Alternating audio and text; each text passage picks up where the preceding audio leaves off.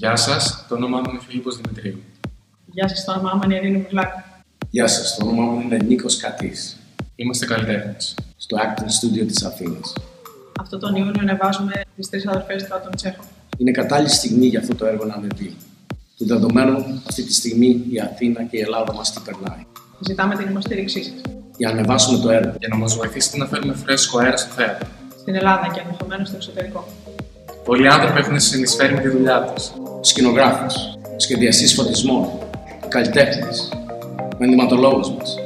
Αλλά χρειαζόμαστε τη βοήθειά σας για να μαζέψουμε χρήματα για να πιάσουμε το θέατρο. Και την κάλυψη του κόστου των υλικών. Δεν μπορούμε να το κάνουμε χωρίς εσάς. Δεν θέλουμε να το κάνουμε χωρίς εσάς. Η υποστήριξή σας είναι απαραίτητη για μας. Βοηθήστε μας να πετύχουμε το στόχο μας με οποιοδήποτε τρόπο μπορείτε.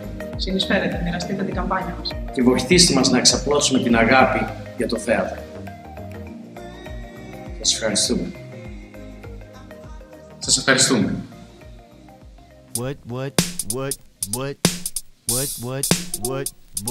This June we're producing Άντων Τσέχοφ.